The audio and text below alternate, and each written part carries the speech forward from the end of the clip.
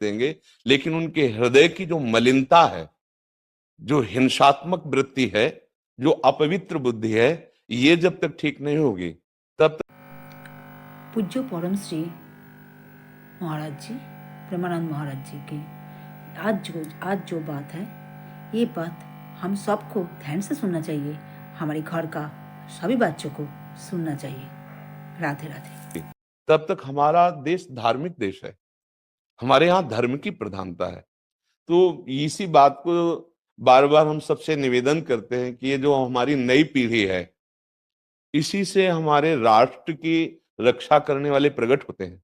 जो विद्यार्थी जन है, उन्हीं में कोई एमएलए बनता है, उन्हीं में कोई सांसद बनता है, उन्हीं में कोई मुख्यमंत्री बनता है, उन्हीं में कोई राष्ट्रपति या प्रधानमंत्री उन्हीं में अपने लोग भी सब थे। अब हमारी शिक्षा केवल आधुनिकता का स्वरूप लेती जाए और व्यभिचार प्रवृत्ति, व्यसन प्रवृत्ति, हिंसा प्रवृत्ति, ये नई पीढ़ी में देखकर बहुत असंतोष हृदय में होता है। इसीलिए कितनी भी शरीर में पीड़ा हो, हम प्रयास करते हैं जितने से जितने सामने हमारे भगवत स्वरूप जन आते हैं, पहले बुद्धि शुद्ध होनी चाहिए। मय्येव मन आदत्स्व मयि बुद्धिम निवेश है, तो निवशिष्यति मय्येव अत ऊर्ध्वम न संशया, तू मेरे में ही निवास करेगा, अर्थात भगवदानंद में। अविनाशी जीव कभी भोग विलास में तृप्त हो ही नहीं सकता।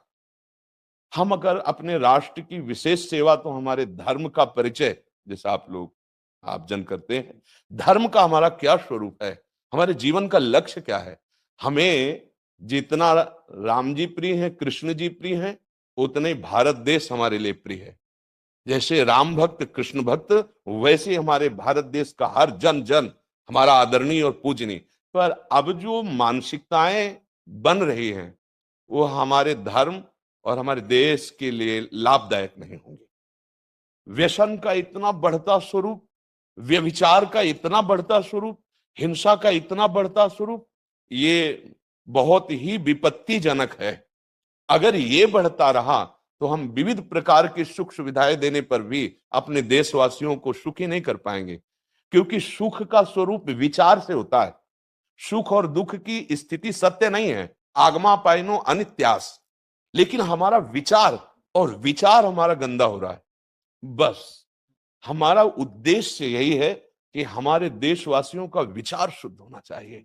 अगर विचार शुद्ध है तो राष्ट्र प्रियता, जन सेवा, समाज सेवा, ये सब स्वाभाविक होने लगेगा। और विचार अशुद्ध है तो सुविधाएं बहुत हैं, उनका दुरुपयोग हो रहा है। तो बस आप सबसे बड़े बड़े जो उपदेष्टा जन हैं, जो बड़े बड़े धर्म की रक्षा के लिए भगवान ने जिनको भेजा है, उन सबसे यही प्रार्थना है कि सब व्यवस्था करते हुए हमारे देशवासियों की बुद्धि अध्यात्म को समझे। बिना अध्यात्म को समझे दुख सुख की समानता बिना किए परम सुख का अनुभव हो ही नहीं सकता। इस मायाकृत भोग पदार्थों को भगवान ने दुख योनया कहा है। मानो एक बोर्ड लगा दिया, दुखालयम अशाश्वतम।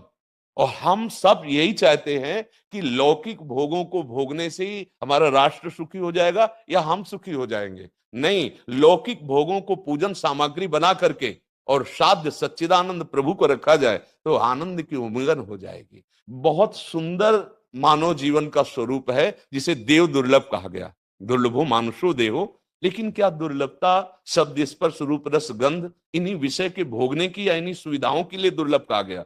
दुर्लभ है किसी सच्चिदानंद सुख के लिए। और उस सुख को तो हम भूले हुए, एकदम बहते हुए शब्द स्पर्श रूप रसगंध के प्रवाह में चले जा रहे हैं और इसी को सौभाग्य समझ रहे हैं कि हमें सुख प्राप्त हो रहा है। नहीं, हम सबसे प्रार्थना करते हैं कि आप अपने धर्म को समझिए। आप अपने स्व को जहां जहां स्थापित करते चले जा रहे हैं, आप उसे गंदा करते चले जा रहे हैं।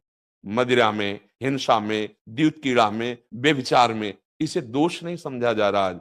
और हमारे शास्त्र और हमारा धर्म इसको निषेध करता है। कलयुग की स्थिति बताई गई है। छोटे छोटे बच्चे व्यसन करने में लग गए। आज स्कूली विद्यार्थी जिनको ब्रह्मचर्य से पुष्ट होना चाहिए, वो ब्रह्मचर्य नष्ट कर रहे हैं। ये बड़ा चिंता का विषय है। हमारे देश के लिए जो जवान चाहिए, हमारे देश के लिए जो भक्ति चाहिए, उसमें बुद्धि और शरीर बल दोनों होना चाहिए। शरीर बल क्षीण हो रहा है क्योंकि व्यभिचार प्रवृत्ति में बहुत कमजोर अवस्था में, जैसे गेहूं की फसल है और गलेथ में काट ली जाए तो ना दाना मिलेगा ना सही भूस मिलेगा, ऐसे ही 20 वर्ष की अवस्था तक यदि ब्रह्मचर्य नष्ट कर दिया जाए तो वो गृहस्थ के योग्य में नहीं रह सकता। राष्ट्र सेवा की क्या बात है। हमारे राष्ट्र सेवा के लिए बहुत विशाल हृदय की आवश्यकता है, हमारे शरीर को बहुत स्वस्थ रखने की आवश्यकता है, तभी हम समाज सेवा, राष्ट्र सेवा। तो शरीर और बुद्धि दोनों का स्वस्थ होना बहुत आवश्यक है। तो शरीर को तो नष्ट किया जा रहा है विषय भोगों में। लोग समझने लगे हैं कि मांस खाने से हमारा स्वास्थ्य अच्छा रहेगा, हम बलवान बनेंगे। अध्यात्म बल नहीं तो तेरे शरीर की चर्बी बढ़ा ले, लेकिन तू न काम पर विजय प्राप्त कर सकता है, न क्रोध पर, न लोभ पर, न मोह पर, न हिंसा पर। फिर क्या जीवन।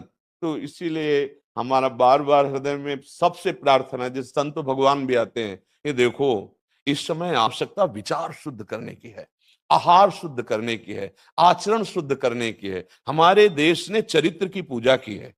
रावण किसी बात में कम नहीं था। आज भी कोई शिव अगर अभिषेक होता है तो तांडव स्तोत्र उसी का गाया जाता है, जटाटवी गलत ज्वल प्रवाह पावित स्थले। ऐसा विद्वान और ऐसा बलवान जो 20 बार जैसे झूला आराध्य देव को झुलाया जाए, ऐसे महादेव सहित पार्वती को बाजुओं पे झुलाया, वो महाबली चरित्रहीन हो गया तो अपने देशवासियों ने राक्षस कह दिया उसको।